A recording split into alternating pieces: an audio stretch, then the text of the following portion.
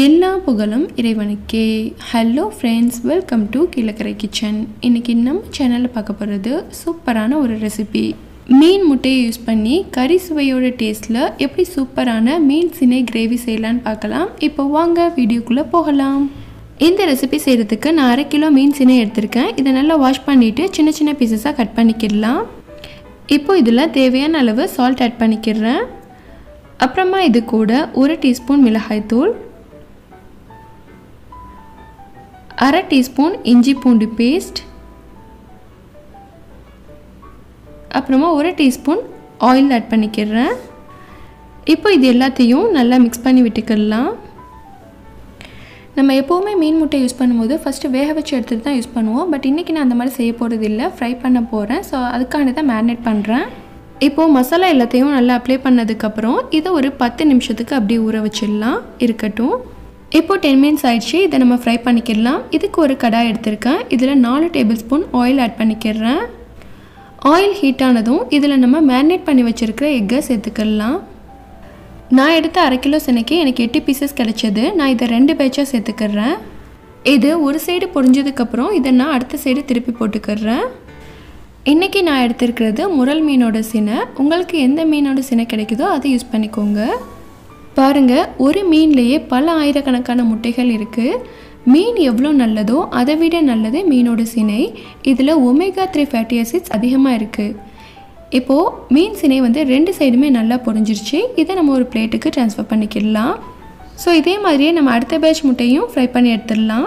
அடுத்து நம்ம ஃப்ரை பண்ண அதே ஆயில்லையே 100 கிராம் பல்லாரி வெங்காயம், 2 பச்சை மிளகாய், 1 கொத்து கருவேப்பிலையை சேர்த்துக்கிறேன். பல்லாரி வெங்காயத்தை நல்லா சாப் பண்ணி ஆட் பண்ணிக்கோங்க. பச்சை மிளகாயும் நான் 2ஆக கட் பண்ணி சேர்த்துக்கிறேன். இப்போ இதை நல்லா மிக்ஸ் பண்ணி விட்டுக்கிடலாம். வெங்காயத்தோட ரா ஸ்மெல் போய் நல்ல மணம் வர வரைக்கும் நல்லா வதக்கி விட்டுக்கோங்க. நம்ம சினையை அப்படியே சேர்த்து குக் பண்ணும்போது அது அந்தளவுக்கு நல்லா இருக்காது. இந்த மாதிரி ஃப்ரை பண்ணி ஆட் பண்ணும்போது அது சாப்பிட்றதுக்கு ரொம்பவே சூப்பராக இருக்கும். இப்போது இதில் கிரேவிக்கு தேவையான அளவு சால்ட் ஆட் பண்ணிக்கிறேன். நம்ம ஆல்ரெடி மேரினேட் பண்ணும்போதும் அதில் சால்ட் ஆட் பண்ணியிருக்கோம். இப்போ சேர்த்தது கிரேவிக்கு தேவையான அளவு சால்ட். நீங்கள் சேர்க்கும்போது பார்த்து ஆட் பண்ணிக்கோங்க. இப்போ நம்ம சேர்த்த வெங்காயம், கருவேப்பிலை, பச்சை மிளகாயெலாம் நல்லா வதங்கி வாசனை வந்துடுச்சு. அடுத்ததாக இதில் 1 டீஸ்பூன் இஞ்சி பூண்டு பேஸ்ட் ஆட் பண்ணிக்கிறேன். இப்போது இதுவும் நல்ல மணம் வர வரைக்கும் வதக்கி விட்டுக்கலாம். இந்த இஞ்சி பூண்டு பேஸ்ட் சேர்க்குறதுனால இது நல்ல கறி சுவையோட டேஸ்ட்டில் ரொம்ப சூப்பராக இருக்கும். அடுத்ததாக கிரேவிக்கு தேவையான அளவு 2 டீஸ்பூன் காஷ்மீரி சில்லி பவுடர் சேர்த்துக்கிறேன்.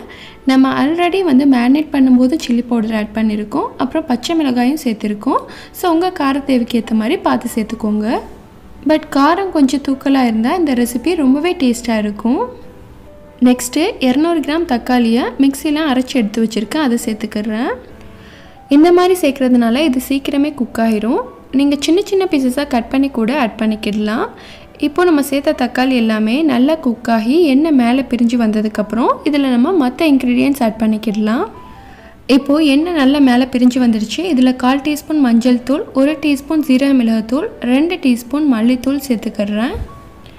இப்போது நம்ம சேர்த்துருக்கிற மசாலாவோட ரா ஸ்மெல் போய் இது நல்ல வாசனை வர வரைக்கும் வதக்கி விட்டுக்கிடலாம்.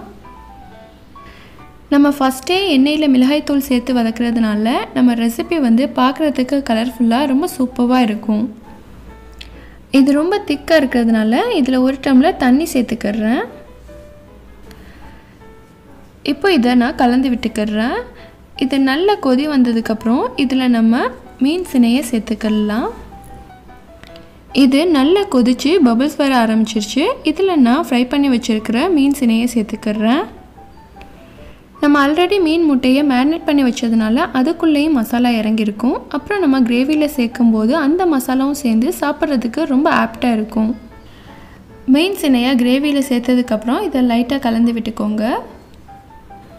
அடுத்து இந்த டிஷ் வந்து இன்னும் ரொம்ப டேஸ்ட்டாக இருக்கணும் அப்படிங்கிறதுக்காக வேண்டி இதில் 1/2 மூடி சின்ன தேங்காயை அரைச்சி திக்கான பால் எடுத்து வச்சுருக்கேன். ஸோ அதை வந்து இந்த கிரேவி கூட ஆட் பண்ணிக்கிறேன்.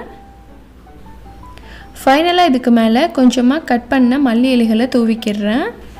இப்போது இதை கொதிக்க விட்டு மூடி போட்டு ஸ்டவ்வை ஆஃப் பண்ணிடலாம். அப்போ தான் நல்லா எண்ணெய் மேலே பிரிஞ்சு வரும். இப்போ ஓப்பன் பண்ணி பார்க்கலாம். அசத்தலான ரெசிபி கறி சுவையோட டேஸ்ட்டில் சூப்பராக ரெடி ஆகிடுச்சு. கண்டிப்பாக இந்த ரெசிபியை நீங்களும் வீட்டில் ட்ரை பண்ணி பாருங்கள். வீடியோ பிடிச்சிருந்தா please like, comment, share and subscribe my channel. Thank you.